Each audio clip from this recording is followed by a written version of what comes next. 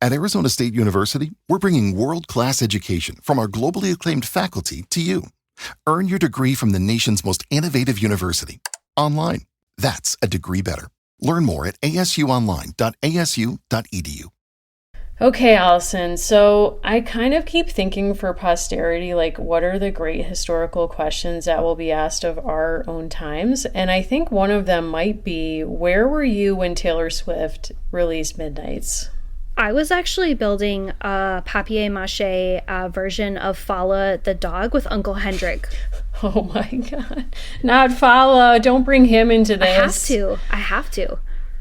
Iconic. Where were you? I mean, nowhere is interesting. I was at home trying to fix my typewriter and possibly see if Tom Hanks would fund its repair. I know he's into that kind of thing.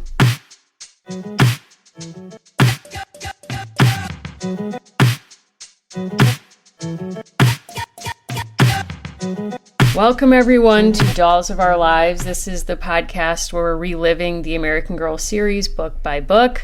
I'm Mary. I'm still Allison. I'm actually not a caretaker for Uncle Hendrik. But what about Fala, or the ghost of Fala? I'm deeply invested in Fala. I'm very happy for people who are fans of Taylor Swift. I'm very interested in Kit Kittredge, but I'm not actually an elderly man's caretaker.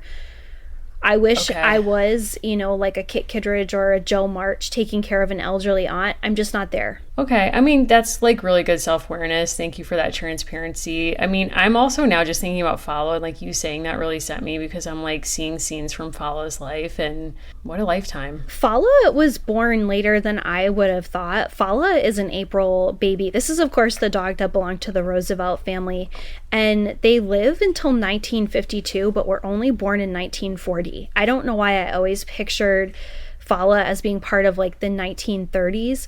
That Googling was inspired by the fact that Kit's uncle's dog looks exactly like Fala, and Kit in book 3 receives a pin that looks exactly like this kind of black Scotty Terrier. I'm here for Fala cosplay or fanfic in this book, and also just like never forget Fala gets more exhibit space at the FDR Presidential Library than Japanese internment, or at least he used to. I believe they've since rectified that, but Fala, like, do you think Fala was better cared for than the Roosevelt children? Like, do you ever think about that? I think the timelines are different, so it's hard to compare, because I think Fala comes so late in life and is kind of like a beloved grandchild when there were not always actually beloved grandchildren. I think if you're going to expect Eleanor Roosevelt to crank out a My Day every day, you're not going to get great childcare, but you might get good dog care.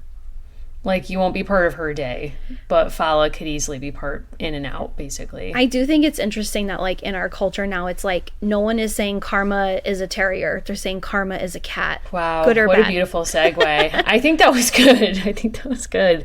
It is such a crazy time with the Midnight release, and there have been other releases that are equally worthy of attention, but it's like, if you say anything that's not like, this is the best album she's ever made, like, people do not want to receive that. And I am trying to mentally prepare myself, because I've organized a PowerPoint party on our Discord. So if you're not on our Patreon, get on the Patreon ASAP. We're hosting a PowerPoint party. You can still pitch a talk. A 5-minute PowerPoint on a topic of your choice, just has to be related to Taylor Swift. I'm alternating between 3 different topics right now. I haven't committed. But I really want to know where people are at with this album, because I don't know if you know too much about it, but basically, like, she and Jack Antonoff made this album while their partners are off on a location filming a movie together. So they were like bored, or that's how it was presented to me. And it feels like songs from throughout her career, so it kind of just doesn't feel like it keeps up in my mind with where we were going with her last 2 albums. So that's not a popular take. I'm not saying it's bad. I'm just saying it kind of feels like some of her takes are from like Reputation or different albums. So do you think I've listened to this album? You definitely have not listened to this album. That's okay. I'm just saying. I have only heard snippets on TikTok. And I was reflecting today, and this is not to be, it's not like I'm for something, so I'm against something else. I like Harry Styles. I will only listen to 5 Harry Styles songs. I don't need more. Like, I have what I like. I have the Okay. same thing with a lot of artists. Like, I have the ones that I like. I don't feel a need to branch out. I've heard the best parts, so I'm told on TikTok. I just, like, I haven't listened to anything else. That's fair. I mean, it's like you can engage how you want, basically. I'm a headline dip reader. in and dip like, out. I read the headlines. I know what I need that's to know.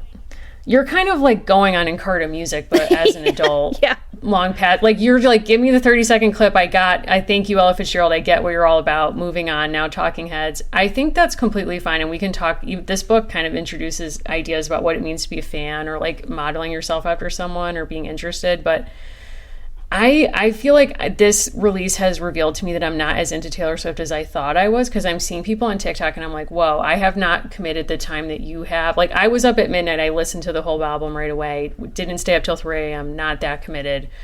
But, and I think it's very good. I think it's going to take me some time, because I'm the opposite of you. Like, I love going on the full journey with someone, and I'm like, wow, I love to see how you're like evolving or changing over time or whatever. So I need more time to sit with this album. But I also just want to say that Carly Rae Jepsen also released an album the same day. And it's kind of chaotic, but it's so fun as an album. So if you just want to be in a good mood and like dance around your kitchen, like, please put on this album and support her. And a straight mutual friend of ours texted me and was like, oh my God, Carly Rae Jepsen is still out here. And I was like, this is how you've told me that you're straight, because queer people like know who Carly is. And also, like, 1975 put out an album. Like, there's a lot of great music to be had right now. So I don't want Taylor to take up all of the zeitgeist, but I think what she's doing is interesting. I'm just putting this out there. Can we please produce an album without Jack Antonoff? That's all I'm going to say. Oh, I think he's Controversial lovely. statement. I think he's cool. No?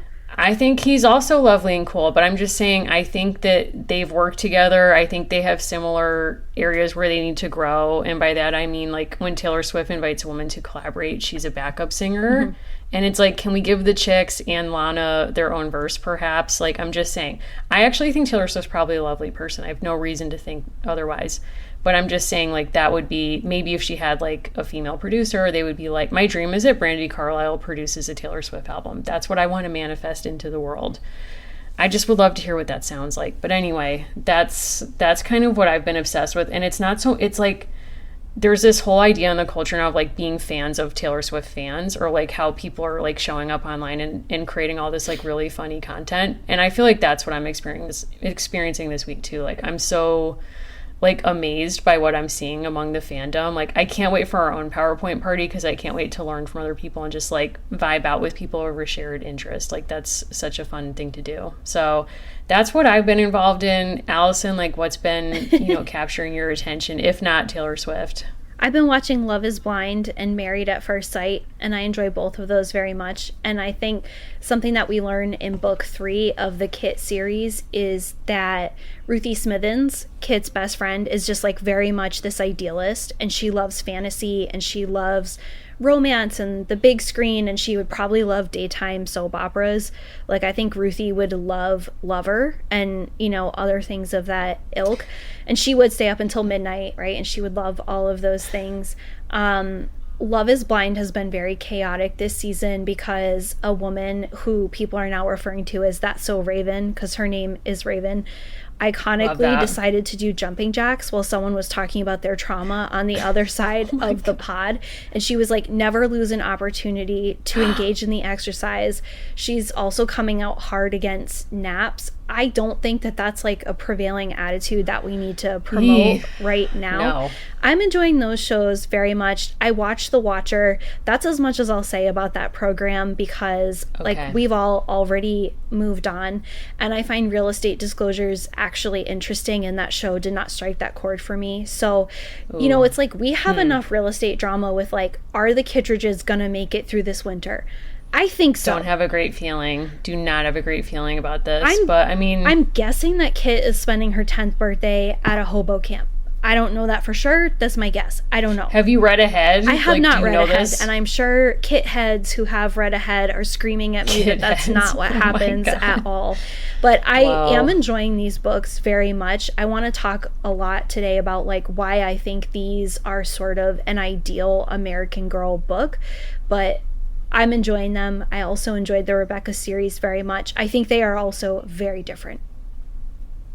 I think that's true. I've been loving them too. This has been such a great streak of different characters. So I'm excited to get into it. I haven't watched Love is Blind yet, but I'm watching that starting on Wednesday. And just, it's like when I hear your reflections on it, I'm like, my God, who hasn't been victimized by the presidential fitness test or like our fitness obsessed culture? Like that's insane, but also like so like that visual is just, I haven't seen it yet, but I can't wait to see that play out and the reaction to it. I'm happy for the Lachey's. Like, I think the only people who have truly won are the contestants from the first season and Nick and Vanessa Lachey.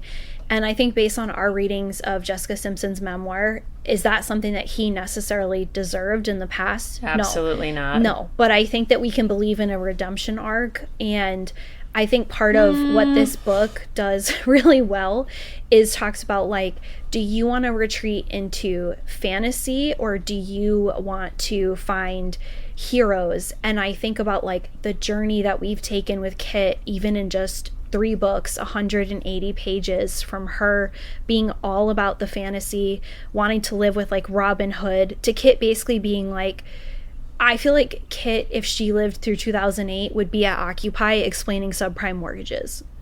100%. No questions asked. I mean, yeah, I can't wait to get into it. I will just say that I don't need to redeem Nick Lachey.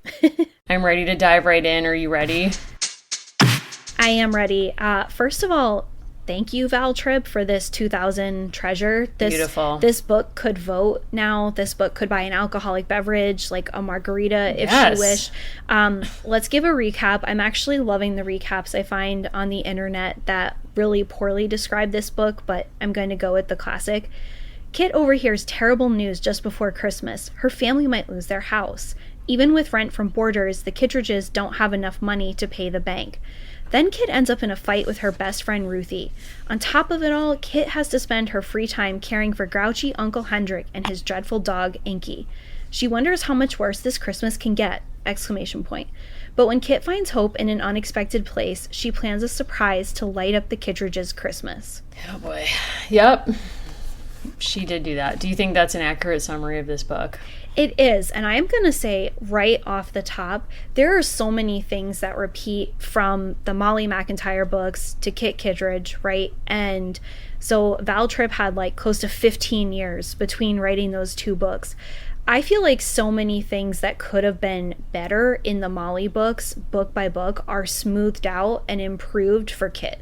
Like, I think this is where Val was always meant to be, which is a real place in the Midwest, pulling on real primary sources, dealing with a middle-class family that has, like, just slightly lost their footing, but you can kind of sense that it's temporary, going through an actual, like, year, a calendar year. Like, to me, this is, like, exactly where, like, a conventional, traditional American Girl book, like, this all works for me. Yes. I mean, to quote 98 Degrees, it's all because of you, Val. And I feel that. I do think there's still some awkwardness in terms of, and it's not attributed to Val per se, but the brand's dealing with class. Like, I think this is one of the books where we see the brand, like, really trying to deal with class difference between girls and, like, how to navigate that as friends. And I think that that's a really important topic.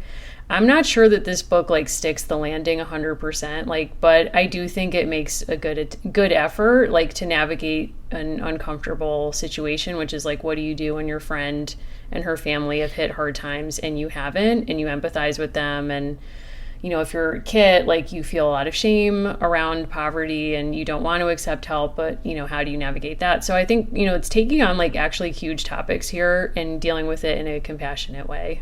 I think something that is so different about this book relative to others, because this isn't the first time that we've encountered a character who doesn't have a lot of advantages or privilege, right? Obviously, the Addie book deals with this, like, in a very sophisticated way. But what's different about Kit is she's so kind of, like, willing and eager to, like, shout out loud what's going on. She's like, we open with her going to the movies and she's embarrassed that her dress has issues with it. Her dress is patchy and She has Rick-rack. She has the rick-rack, which is an expression my mother says all the time. And she doesn't feel good about it, right? She feels like she wishes she wasn't out. She doesn't want to eat too much of her friend Ruthie's popcorn because Ruthie has already paid for her to see the film. And they're calling it an early Christmas present. And I think part of what works about this book is with Samantha, to have Samantha understand her privilege in her case meant kind of dropping in on people who live differently. Kit is able to contrast in real time like what her life was literally 6 months ago with what her life is this Christmas. And I think the way that she processes and thinks out loud and making her kind of a wannabe journalist, it just works really well for this series. Like, I think this is one of the strongest characters that Val Tripp has ever written because she really comes across as a fully formed person who's like going through a change. Whereas there was always something for me about like Felicity or Josefina where it was like, this is a girl in a historical context. I think Kit like really kind of bleeds through and the depression serves as a solid background as opposed to like, oh, the depression is a character and I see what she's doing there. Like, this feels like an authentic experience someone would have had. Yeah, I think she feels like a full-fledged character and we see her like having a full range of emotions. And I think to your point, like the thing that's really powerful to me is the minute she has a thought, it doesn't stay internal and we have this feeling of like, oh, we're just in Molly's head with her and everyone else doesn't know what she's thinking. It's like she's bringing the internal external almost immediately and actually naming the discomfort in a lot of situations, which is really admirable, like as opposed to just suffering in silence. Like, it's interesting because it's almost like we're getting Nellie's perspective. Like, instead of doing like Samantha's books from Samantha's perspective, which is obviously what we got, like it's almost like this is the depression almost from like Nellie's positionality. And we're not getting the discomfort of like Samantha being like, well, you could be a maid for my family, or like I'll smuggle you to live in my attic. And that's the kind of like charity that she's envisioning in certain like clunky moments. It's, you know, it just feels very real. Like these books feel really real. Like these were conversations they like kids would have had, or, you know, it just feels, it's not like even neatly resolved or like, I don't know. It just feels, it feels very sweet, but it feels very real. And what I admire about Val is like, she lets kids sit with the sadness of these moments. Like she's not trying to rush you through the Great Depression and not like bum out or like make sad a real child reading this book. It's like, she's painting a lot of scenes that are really sad. Like that movie scene is really tough. Like that as an opening scene, it's like I felt her shame without her having to pull a Josefina and run outside and yell like shame, shame, shame. It's like when she's counting, like I'm only going to take 2 kernels of popcorn so she won't think I'm, you know, taking too much. Like that just says so much. I was thinking about that, and, you know, there's really very few details in this book that feel like throwaways. Like, I do feel like with some longer American Girl books, it's like, we've had books that have had entire scenes that felt like filler, and I don't feel that way with the Kit books. They feel very tight, very well executed, like, every single thing serves a purpose. And I flagged right away that we had this kind of thing about the popcorn because something that we remarked upon quite a bit with Rebecca was the sensory details and the extent to which food had this cultural importance and that food was a way of starting conversations. And the fact that we're given this detail very early on, and the fact that we've been told that like Mother is, you know, cutting the bread a certain way and really skimping, I think that Kit is hungry. And I kept thinking that, and I was like, what if you read this entire book assuming that Kit is hungry at school, she's hungry at home, and that that's going to affect a lot of her behavior? And the way I read the conversation that she has with Ruthie, because I went back and I was like, read the entire book just assuming she's hungry, right? Because she probably is. The conversation they have upon leaving the theater, Kit is not able to fully escape at the movies. She loves seeing footage of Amelia Earhart and then kind of doesn't like this film about Dottie Drew. When the feature movie began, Kit didn't even try to make sense of the story. It was about a silly woman in a tiara singing and dancing her way up a staircase shaped like a wedding cake. And when they go outside, she's just kind of in a bad mood. And she basically picks a fight with Ruthie the entire walk home. And you kind of wonder, like, we've gotten these snippets of how Dad's life has changed. I don't think that Val has to, like, put a fine point on it for you to get that, like, she's not comfortable. Like, she had a bad time at the movies. Yes. And I think what you see is, like, her aging past her years. And that shows up in her diminishing capacity to engage Ruthie's, flights of fancy into talking about princesses. Like when they go to the movies, the difference is like they see a newsreel with Amelia Earhart, a cartoon, and then a musical. And Ruthie comes out infatuated with the star of the musical because she's all like dressed up and beautiful. And Kit's like, what are you talking about? Like, I love Amelia Earhart. Like, that's so cool. Like, can you imagine? And the like subtle, like a freight train foreshadowing is she's like, Amelia Earhart did everything on her own. Yeah. Like, she flew across the Atlantic in 1932 all by herself. And so it's like that's going to come back later. But in that conversation that they have, it becomes really clear that Ruthie is still a child in the sense that she can very easily escape and be comforted by like fantasy worlds and fiction. Whereas Kit, it's like all too real. Like she is becoming an adult in a child's body. And I think there's a internal mourning, conscious or not, that's taking place. That something has been taken from her, that she can't go with Ruthie on this point, just in the same way that she can't go to the movies like Ruthie can and all these other things. They also have this kind of direct confrontation with other people's struggles as they're walking home, right? It's like the seasons are changing, and there's some really smart scene setting that, like, it's fall going into winter in Ohio. It's going to be cold, right? They're bundled up. Her dress has these issues, right? Because it's kind of coming apart, and they walk by people's things who've been evicted. As you say, Kit is sort of like, what a real hero does is they do everything by themselves. And there's this conversation about whether people should ask for help, reflecting back on the fact that Ruthie's family has already helped Kit's family. And I love when Ruthie says, so there's nothing wrong with make-believe. And Kit says, but imaginary stuff doesn't solve any problems. And I think part of what this is also doing for kids who would love these books is American Girl kind of has that duality where the Great Depression is real, these girls are not, right? So whether you're a Kit or a Ruthie, there is something for you here. Like, this story is made up, but the back of the book is real. And enough of this is real to kind of satisfy whether you are like an Amelia Earhart girly, which I am like not personally, but I'm not like a princess girly either. I kind of like that it isn't sort of like one is condemned and the other is right, because as you're walking them walk by this stuff, it's like neither of them exactly understands why this person has been evicted, but they both have a point. Yeah, and I think it's like, to your, like as you're saying, they're just processing in different ways. Like on the next page there, Kit says, you've got to admit that make-believe and imagination aren't going to help them, like pointing at the stuff left out on the street.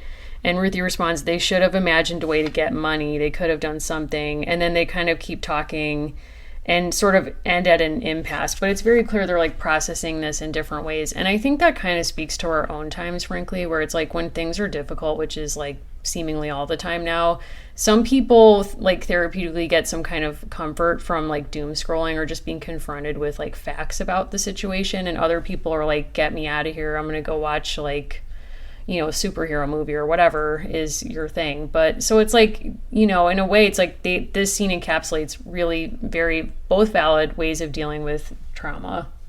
We're also learning that, part of what's appealing to Ruthie about being at Kit's household is there's a lot of people. And that is exactly what Kit is frustrated about with being in her household. So I think there's kind of always like a grass is greener. And we're learning that they have these holiday traditions that might be difficult to sustain this year. And something that I really appreciated and kind of thought was fun was they both enjoy sort of fantasizing about what's happening with the Borders, right? Is one of them going to get proposed to? Like, how are they going to celebrate at Christmas?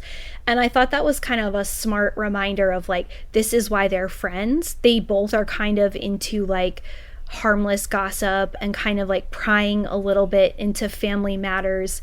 And then things get very real very quickly when they realize that Kit's father is having a conversation with Ruthie's father.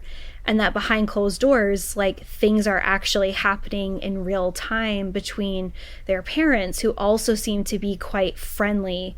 I really love what plays out in this book, which is Ruthie trying to keep things the way that they've always been, and Kit kind of trying to adapt, and them trying to like find some middle. Like Ruthie's father is literally laying out the fact that this family might lose their house, and Ruthie is reminding Kit that they need to go to the ballet on December 26th. Yeah, Ruthie's like, she needs like a tone check perhaps in that moment. But when it's revealed it's her dad, I guess. But Me I was too. like, oh my God. Me Oh my too. God. The dad is the president of the bank that's going to foreclose? Like, what? It does make me wonder again, like, someone please come up with the ledger for this family.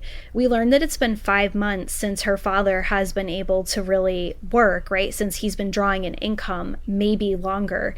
But I think part of what being really blunt and explicit about this timeline is showing, like, her family's life has fallen apart in one season. Yes. It's like this is a very expedited fall, and you can see her like really, and everyone is really trying to struggle. We talked on the last episode about the appearance of everything being fine, being really important to the mom, like especially with the boarders. And so it's like she's kind of doing that while she's also trying to make all this, like everything work and all these bills get paid. But we also learned in that scene, like that's not happening. Like despite killing themselves to make this all work, it's like the electric bill is late, the phone's been turned off, like mortgage is 5 months behind. Like I felt such stress even just like reading this scene, because I'm like, oh my God, where are we going to get this money? Because again, we've already gone to Uncle Hendrik and he said no. We know Uncle Hendrik is going to say no, and one thing I love about Val, she is not going to keep you guessing. It's like, if you are getting Scrooge vibes from Uncle Hendrik, don't worry, Kit is going to make that connection right for you. Like, you are not going to have to wonder about any of that. You know that Mom is going to go to Uncle again, and he is going to say no again. I do think that part of what's happening between the two of them as these things are playing out, it's not that Kit blames Ruthie's father. You don't get that sense at all. Kit is deeply embarrassed that this has happened. There's so much shame in her behavior and in her like private reflections. And I think something that's sort of like behind the scenes is like Kit is behaving as her parents have prepared her to behave. Like Correct. They have changed the expectations of what it means to be a child in this family, and that means like you help with breakfast, you help with dinner, you're doing all these chores and you're not complaining about it.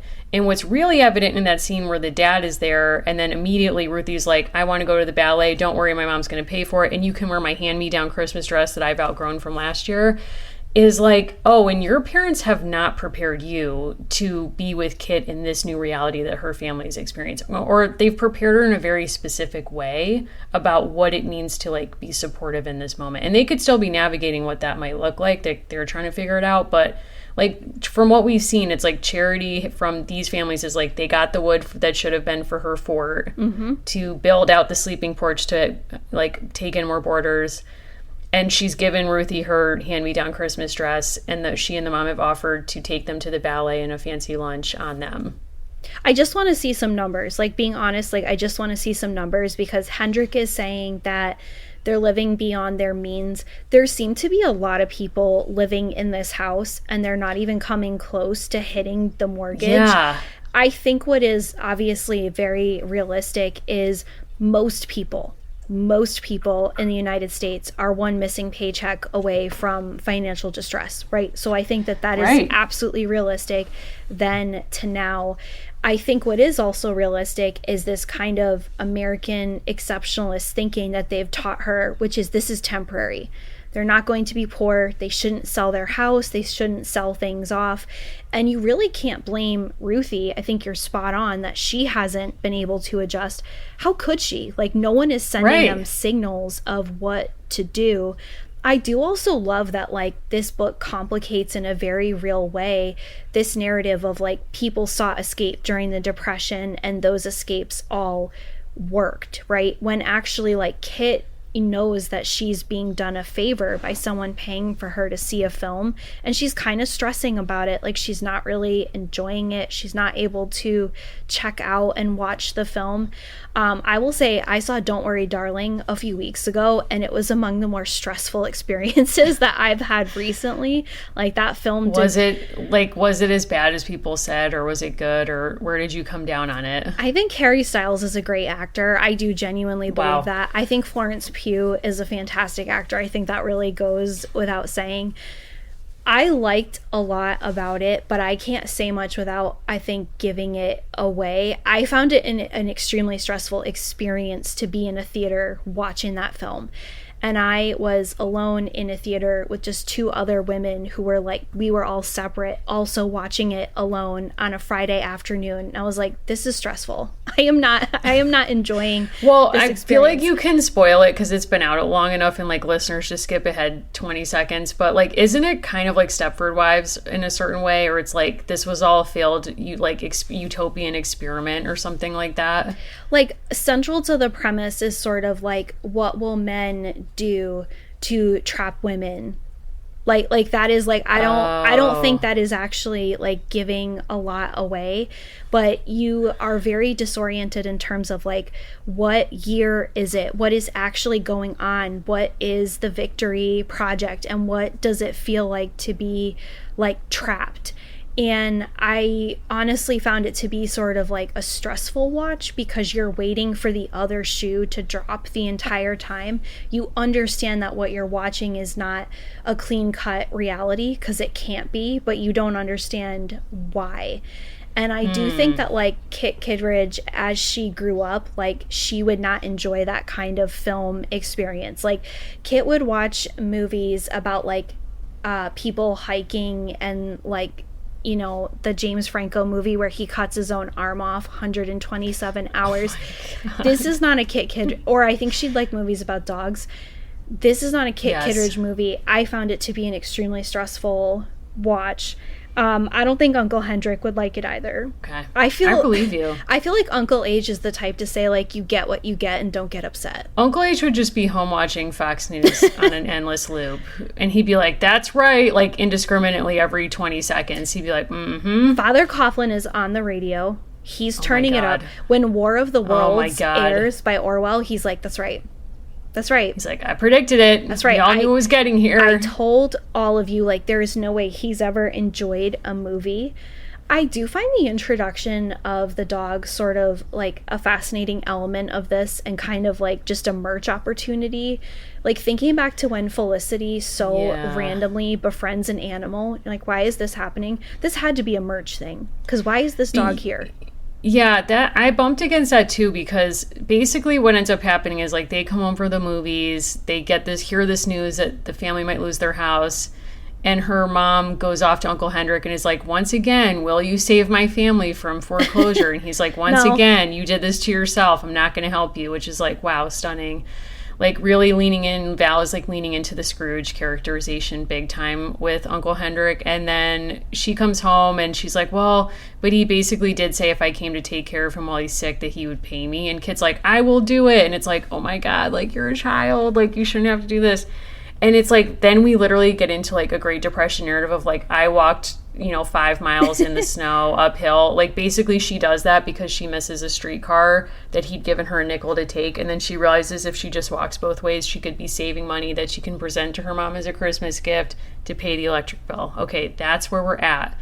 When she arrives at the house and she's like, everyone's like, oh my God, Uncle Hendrik, who's worse, Uncle Hendrik or Inky? And it's like, I guess the dog, like... But it's truly like, this is a man who doesn't believe anyone deserves any form of charity. And if you can't earn your own way, you need to get out. And it's like, you're telling me this guy's taking on a dog? He has Aunt March vibes. I'm going to say that because also there's like a task where she's asked to read aloud. And like, there's definitely those kinds of vibes. Here's where I think like all of these books are ultimately about like pushing an FDR and like certain like vision of Democrat narrative. When you think about Daddy Warbucks, like the answers in the question, like his money comes from war profiteering. You know that if Hendrik could, he'd be all about the war profiteering. He's just not there yet. When you watch Annie, and also like, let's be real, the dress that Kit gets at the end of this book is an Annie dress. It is literally the Annie dress. It's a big time Annie vibe. It is a Shirley Temple vibe. Here's my thing about that. Like, are we supposed to believe that like being a war profiteer ultimately softens you toward children And the fact that Hendrik doesn't have a war he can invest in means that he's not nice yet. Like, if you were from another civilization and you only had this book and Annie, you would be like, okay, so war softens wealthy men because they have even greater wealth. And then they want to take on blonde or redheaded girls to, like, be partial wards and, like, emotional supports. Like, that's what you take away. I mean, yes, I was thinking a lot about actually like Joseph Kennedy, who derived much of his wealth during this period from being a bootlegger and then like engaging in like security trading. But it's like he did not react to this by being like, there's children who have warmed my heart and I've become a really sweet person. It's like he cheated on his wife with Gloria Swanson and got into the film industry. So it's like, it's very strange. And I do think about the ways that wealthy people are depicted in ways in which philanthropy empowers them to seem human as they behave in ways that are inhumane. So like there's a woman who just wrote a book about like wealthy people investing today and basically said like, if you look at Bill Gates, everyone thinks his foundation is amazing, but actually he's using philanthropy to enter future markets for Microsoft. Like, so there's always like some ulterior motive, I guess. So I'm kind of like, what is Uncle Hendrik's ulterior motive? Like, what are we supposed to make of this man? We have no idea where his money comes from. We've never been told what he did for a job. It's just like, he feels kind of tropey. Like the rest of the book feels very, very real. And he just feels kind of like a caricature to me of like cranky older rich man who like thinks no one else, like he was born in a log cabin, he built himself, and no one else can possibly understand, and he doesn't know anyone anything. And if you think that she is not being asked to spoon alcohol into his evening drink as part of his, quote, medicine, he has the same disease as their boarders, which is like vague, no one actually really knows. I love that literally a nurse is living with the Kittredges, and it's like, but let's send the 9-year-old. We need the child. Let's have the child. Things go from bad to worse, like, halfway through this book when Ruthie thinks she's doing Kit a solid. And she's like, if the outfit is the issue, I had this old dress of mine repaired. We're also supposed to believe there's, like, a big size discrepancy between them.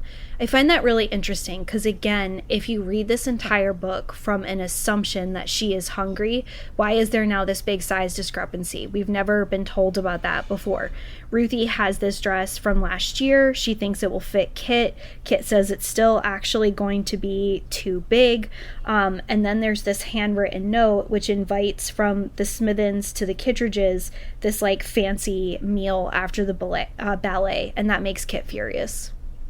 I mean, I understand. I mean, she like truly was like, that was like her you ought to know moment. Like you can see her like raging around to like, I guess, brother, can you spare a dime, or like whatever the equivalent would be. Yeah. Like she was not having that moment. And I kind of like, you kind of understand why she would feel angry. I think part of it is like when you're really friends with someone, you want to feel seen by them. And I think a lot of the anger in that moment was not just like the tone deafness of like, I'm really suffering here and I have to care for this guy who's a jerk. And he's also like saying bad stuff about her parents left, right, and center about how like poor their judgment is and how they created this situation. She just has to take it. I think because they're such close friends, it's like she probably was thinking like, I really would hope that Ruthie would like see me in this moment and see how I'm struggling and know what to do with that. And part of it is like she hasn't expressed what she wants from Ruthie or how to be with her in this new reality. And of course they're children, so I'm not saying they should, but I think it's just like, it's hard to see them kind of talking past each other. It's like an O. Henry story almost. Like Ruthie thought she was doing a really nice thing and Kit's like, how dare you? It's also, I think it's like how it's presented, right? Like it's early, like they still have several weeks left before this. She's feeling really kind of cornered because now she has to do this Uncle Hendrik thing. They have a fight near the staircase and Kit says, you're always talking about wishes and wicked ogres and make-believe. You don't know anything that's real. Your father still has a job.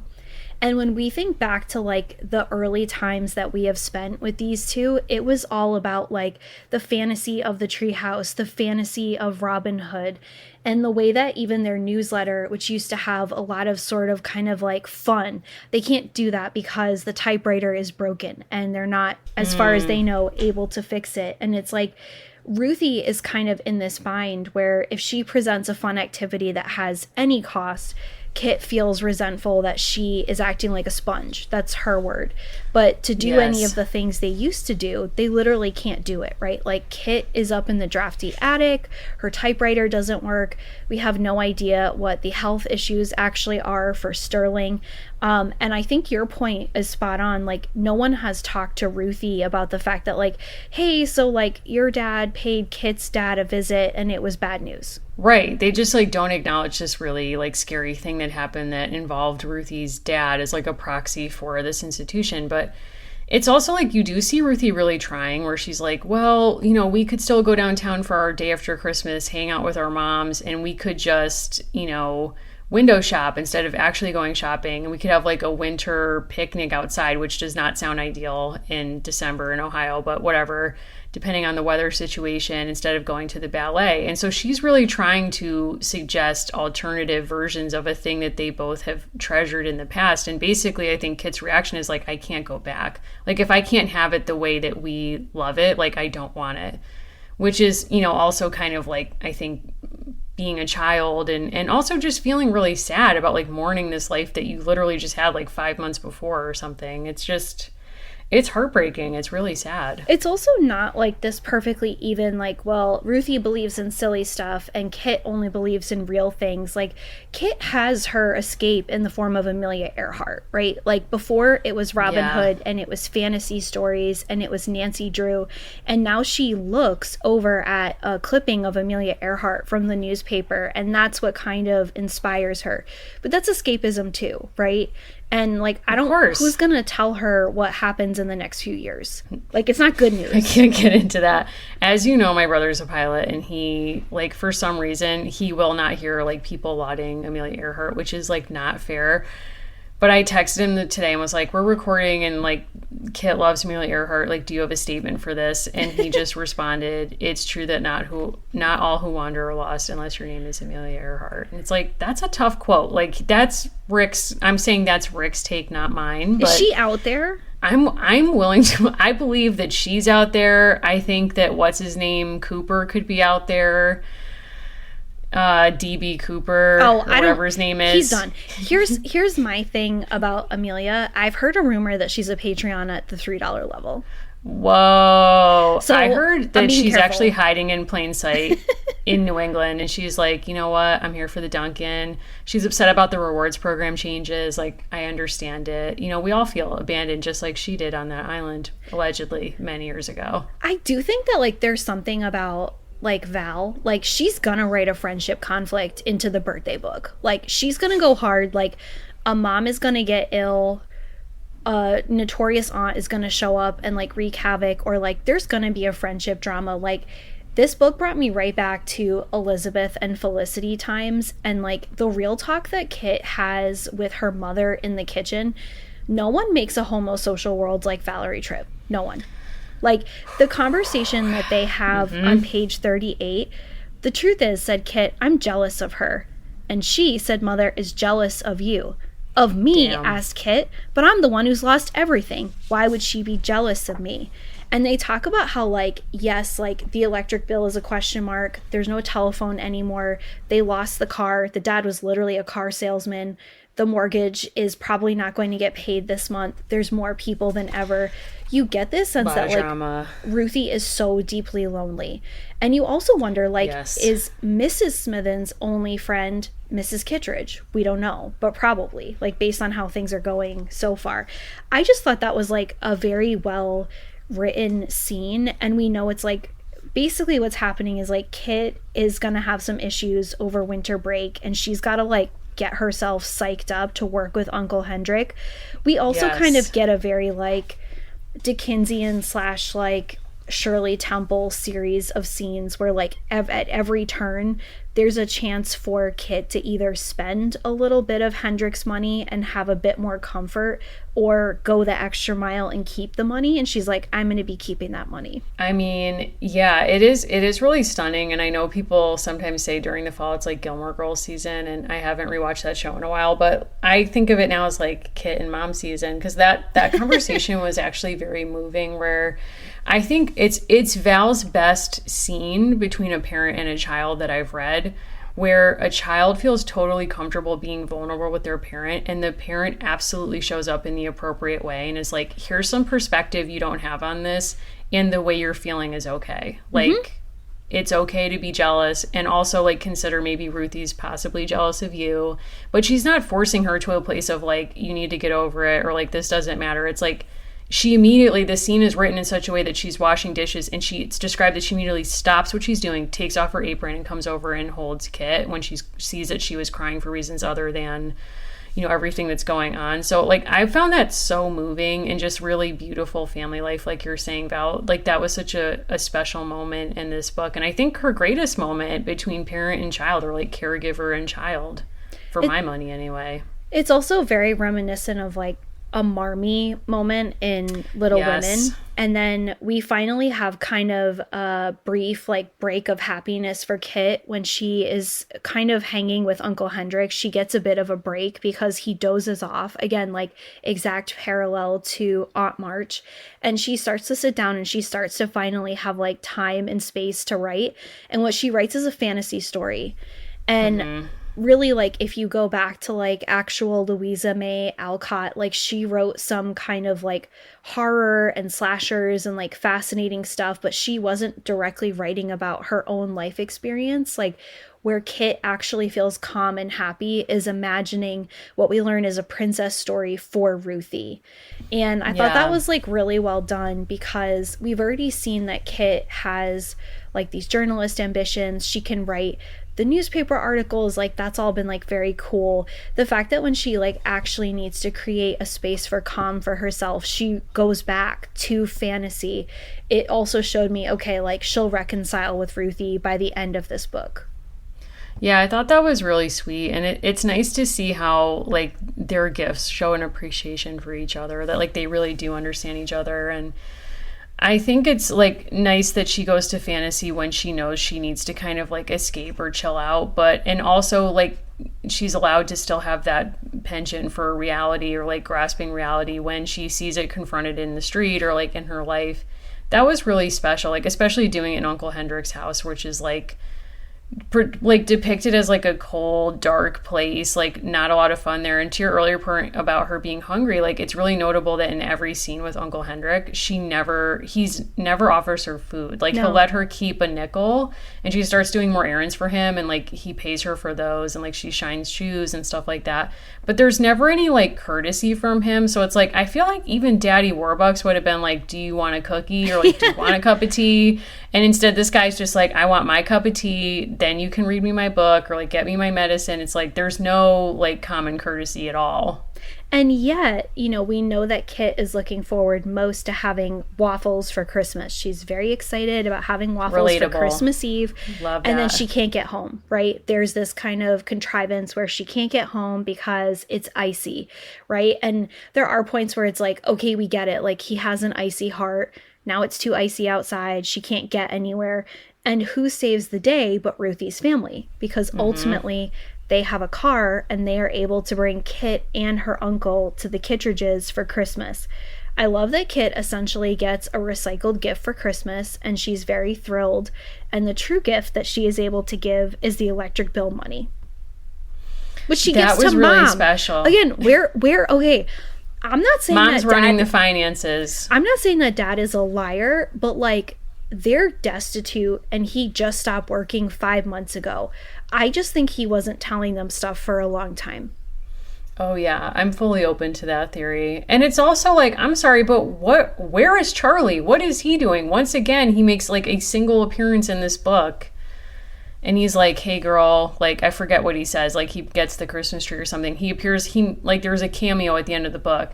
But she gives the money to Mom, and it's $2.40. And I was kind of looking around newspapers and stuff, and a doll on average in that year cost around $1.40. So, I mean, she, like, in a book where you would expect her to, like, get a doll as a gift or something like that, like, far from that, she's actually saved far more money than a doll might cost. And to your earlier point, like, she doesn't treat herself. She assiduously saves everything, goes the extra mile, literally, And so that gift moment is nice, but it's also like sad because you're like, I wish you didn't have to do that. She could have bought a Flossie Flirt doll, which is a name that will like haunt me for the rest of my life, which only cost $1.95, but could have been American Girl size. They made them 12 inches to 22 inches. I would have bought a stereoscope, which was 98 cents at the time. That's fair. I mean, I was reading a lot of letters to Santa from this period in newspapers, which are so, so sweet. And this was like firmly in the midst of the Shirley Temple craze because like every single girl writing to Santa was like, I would like a Shirley Temple doll. Thank you. $1.98. There you go. I mean, I don't know if I would want that. I guess I would, but... That was my mother's dream as a child, and she did get one eventually. A Shirley Temple doll? It was her dream. That was her like dream gift. Wow. Well, I'm glad that she got one. My grandmother was like weird about Shirley Temple because she had other cousins that her grandparents preferred, and they would literally like take them out to Shirley Temple movies in front of my grandma and not invite her because they didn't like her mom, who was by then widowed. So when Shirley Temple movies came out on VHS, do you remember that when there was like, we're taking them out of the ball? And like, she was an ambassador somewhere. She like didn't even live in the country. And they were like, we're airing them on the TV. Like, Shirley, how do you feel? And she was like, I don't have cable. So like, I won't be watching, but thanks. And my grandmother was like super into it, but it was like only as like a 70-something-year-old woman was she like dipping back in. It's funny how Shirley Temple like represents something, I guess, to people later in life if they didn't get it as children. I guess not unlike American Girl dolls. Here's my thing about the doll that she gets of her hero, Amelia Earhart. The fact that there's an older brother in the house, that doll's being thrown out a window at some point. I'm just saying that. Like, that doll is going to be made to fly at some point, whether she wants to or not. That's based partially on my own life experience. But like something that's noted in the back is that like a lot of people had to make gifts instead of buying gifts in this time period. A lot of people gave each other food. And I actually looked up a radio recipe of waffles from that time period. And you can definitely see like why, even without waffle mix, like that would be something that a family could like make a lot of and afford. And it makes you think back, like, I love seeing TikToks where people talk about how like the meals you thought were amazing as a kid, like when you had a frozen pizza or you had certain kinds of things at dinner and you thought like, wow, we are living it up tonight. And you think about the fact that like I loved having breakfast for dinner. That could be like a $2 meal. And thinking about other times where like other things were presented in front of me and I was like, this is horrible. Like, why am I being treated this way? And it was like pork chops.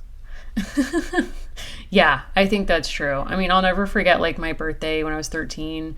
Every year my parents would let us pick somewhere to go for dinner on our birthdays, and that was like our big treat. And my brothers would try to pick something that was like a step above Friendly's, which is where we normally went, and I picked IHOP, and they openly rebelled against me. We're like, how dare you? They're like, why would you make us eat breakfast for dinner? And I was like, this is the best thing in the world. I thought I was going to like Versailles. That's how I treated it. I was like, wow, I'm getting these pancakes, like what a big day in my life. And they still bring it up. They're like, aren't you embarrassed? And I'm like, no, like I would get that now. Like I would love that. It's truly whatever you like. And honestly, like if you own an Aunt Sammy's cookbook, she was a Depression era radio star that gave people modified recipes. Page 83 is the waffle recipe if you're curious about that. I found an article with a food expert who called Aunt Sammy a killjoy. I was like, let me explain. Why? So I think part of like what can get missed really easily is when people did radio shows during the Depression and they were teaching people how to modify or change recipes. The comment was sort of a joke because it was about how to not have a feast on Christmas. The reality is like most people could not have a feast on Christmas if they didn't have the money, right? And so I think part of what Aunt Sammy was about was teaching people. I can't help but think of our listener whose handle is Sammy's version. But this is God. Aunt. Hey, Sammy. Hi, Sammy. This is Aunt Sammy. And so part of what she's teaching people is like, what do you make with what you have? Like not a thing that you wish you could do with aspic and oranges and fresh fruit, but like what can you do with what you have? And looking at a waffle recipe relative to everything else, it's very simple. And I do love that Ruthie is like so incredibly grateful for the gift and Kit is so incredibly grateful for the gift. Ruthie does have the awareness not to say, like, yeah, I'm going home where we're probably having, like, you know, an amazing feast. Yes. You kind of wonder if her dad went home after that tough meeting with Kit's parents, and was like, okay, Ruthie, we need to have a conversation. Like, there's maybe this thing that's going to happen to the family that's going to be hard. So, like, we need to not, like, throw in their face that we are not in their situation. Like, I don't know. I wonder what that conversation was. But, you know, you also have to wonder, like, I would love to think of Kit as an adult who, like, grew up and made waffles for the rest of her life on Christmas Eve, or, like, that was still, like, a treasured food. Because I know that, like, my grandmother's Depression era dinners were things like, as you're saying, things you could have in your house. Like, she would make a hard-boiled egg that she would put in a baked potato. I'm like, oh my God. I'm like, this is turning my stomach just to talk about it. And then she would pour gravy all over it and put it in the oven. And at one point, we were at her house, my aunt and I, and she, like, offered, she was like, do you want to stay for dinner? I'm making this. And my aunt, without thinking, was like, oh, I don't think so. No, thank you. And she unloaded on my aunt about, like, clearly you never lived during the Great Depression. And it was like, but the context I was missing was, like, this was probably in 2008 or 9 when my grandmother was not in a financial situation to have to eat this dinner. It was just, like, she still was attached to this, like, food memory, or, like, this time in her life. I also think part of what these books are showing is it doesn't matter how much you have, it matters how much you are willing to give, because there are people in this book who have a lot they could give. We learn that the miserly Uncle Hendrik basically will only let money, like, slowly seep out of his hands and through Kit for, like, very specific tasks, and there is no sense whatsoever, like, you don't ever have kind of like a wink moment where he's like, I see what you're doing. You're trying to save money for your family. He's like, you do whatever you want, just get the jobs done. Yeah, there's not going to be any, like, charity, like, openly to her. Like, even when she's like, when he's like, take these shoes to the shoe shine, and the shoe shine has gone out of business, so she takes them home and shines them herself and then returns them and gets paid. And she's like, well, actually, and he's like, job well done. And she's like, well, he went out of business, so I did it. And he's like, okay. Don't care. Then don't care. But he's not like, oh, wow, well, like, here, keep the change or anything like that. He's just like, I will have the exact change. Like, you know what's funny about the influence of this book? When you Google Christmas during the Great Depression, the first thing that comes up now is an article about Cleveland, Ohio. And I don't think that's a coincidence. Whoa. I think the internet is like, we know why you're here. The power that Cleveland and Kit has. My God. The headline is, wow. Merry Christmas, here's your orange. Thank you, Cleveland Metro. Mary, like, what's going to happen next? Like, she's having a birthday. Are we invited? I hope so. I'm scared. I mean, I hope that there's, like, I hope it's a chaotic birthday. I hope there's drama. I'm a little bit nervous because, like, as a Leo, my birthday matters to me. And, like, if your birthday isn't what you want, and a lot of times it's not, you know, it can put you in a mood, and she's already has more than enough going on to justify any mood she wants to have. So I just hope it's a good day for her. That's my hope. I hope by spring it's like we have a little bit of levity for this family. Like, sort of not levity, I guess. We chose to read a ghost story for our Patreon book this month. It had some fun. It had a lot of fun. This episode is coming out on Halloween 2022. We chose to read Pam Conrad's Stone Words, and in the next 2 months we're tackling genealogy and figure skating, which, like, pretty much tracks. So that's our brand. We won't apologize. And this was a suggestion from our listeners. So if you're a member of our Patreon, you can go onto the Discord and let your voice be heard. And we pick from a database there periodically. So this is from that. So thank you to that listener who suggested this. And you can get on our Patreon for just, $3 a month. Would Uncle Hendrik pay that, Allison? No.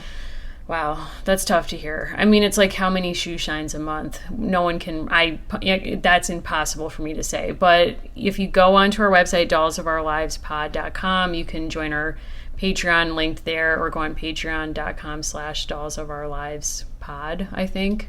Yeah, we are now more than the Kittredge's electric bill, but due to inflation since we started this podcast, this is now less than an actual iced coffee at Dunkin' Donuts. That's upsetting for you to bring that up. I feel okay about it. Yeah, we are still on all of the socials. Be sure to follow us, Dolls of Our Lives podcast on Instagram, Dolls Lives on Twitter. We have a link tree that we post to on those so you can find everything really easily, including a resource guide from someone who worked with us over the past few months, Anna Lee. You can dig deeper into Rebecca, and soon we'll also be posting more about Kit. Very exciting, and thank you, Annalie, for all your hard work. It's really great. And thanks to all of you. And if you like what you hear, please rate and review us in iTunes or tell a friend. And that's the best way to kind of help us kind of continue making our show and spreading, growing this community that we have that's so fun to be a part of. So thank you so much.